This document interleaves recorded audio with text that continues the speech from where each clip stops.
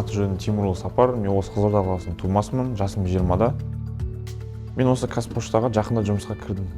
Ата-анам қарапайым сол жұмыс жасайды, осы үкіметтің. Отбасымда жалпы 11 адамыз. Мен өзімнен кейін 2 інім, 2 қарындасым бар. Өзім жақында 1 жыл болды уже үйленгем, әйелім мен кішкентайым бар.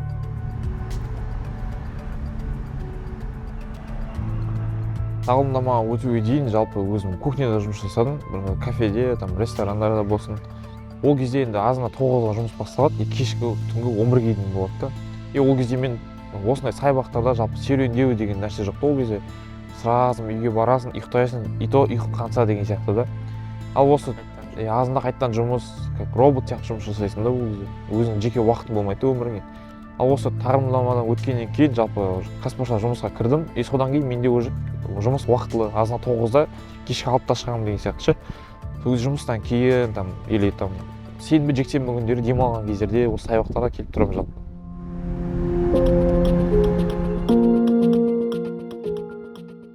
Бір күні жұмысынан қайттым, бұл кезде повар жұмыс жасаған кезімде. Түнде келем, негізі көбінесе үйде анашым ұйықтап жататын. Мен барған кезде бірақ ұйықтамай ас бөлмесінде отырды. Мен сұрадым сосын, неге үшін ұйықтамайсыз деген сияқты. Сосын айтты, мен, подругам осындай өзінің баласын осыған беріп жатыр екен, мен сен маған да ұсынды, сапар барысында дегендей қылып. Сосын мен жарайды көрейін дедім да, содан кейін барып шештім соған.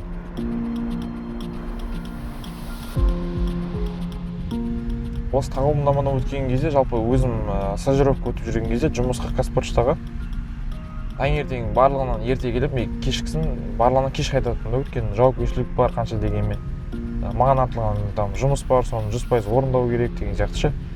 Соның барлығына дисциплинамен тиянақты жұмыс жасадым. Мен соның арқасында ойлаймын, жұмысқа бар мені осы тағылымдама бітпей жатып жұмысқа өздеріне алып алғанда да шақырып. Бізге халық жаңағыдай нәрсе бар ғой, клиент всегда прав дегенше, ол халық не істесе де ол оңға прав болады да. Біз өзіміз осы жұмыс таңдап келдік, таңдағаннан кейін өзіміз жұмысын дұрыс орындауымыз керек та. Ол қандай болып келсін, біз халықтың көңілін табуға тырысамыз.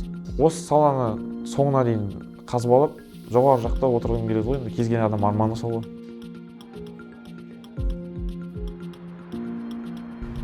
Болашақта осы жастарды сол тәжірибеден өтуге шақырамын, барлықтарына сәттілік. Қазақстан жастарына.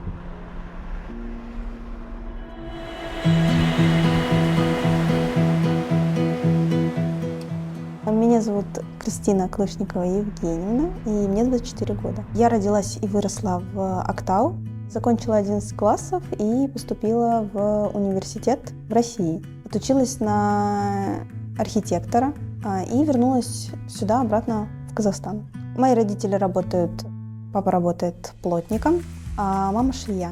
После университета, когда я вернулась обратно в Актау, я столкнулась с тем, что не могла найти работу по специальности, так как многие работодатели либо не оценят молодых специалистов и не хотят их брать на работу, многим требуются уже люди с опытом, кто-то, в принципе, не хочет платить, к сожалению. Я работала и в мебельном салоне, работала бариста, но поскольку я все же хотела двигаться в том направлении, в которой я отучилась, я начала изучать программы онлайн, которые я, в принципе, уже знала, но хотела знать более углубленно. В июле этого года проходила конференция, и там я познакомилась с дизайнером интерьера Зариной. Она предложила мне пройти стажировку у нее. Когда я начала проходить стажировку у Зарины, я почувствовала стабильность, так как я точно знала, что от меня требуется и чем я занимаюсь. Ценность как раз-таки заключается в том, что ты получаешь бесценный опыт, получаешь стажировку, ты, в принципе, понимаешь, что от тебя требуется, что тебе необходимо и нравится ли тебе это. Эта инициатива поможет молодежи в дальнейшем работать по тому направлению, в котором они хотят.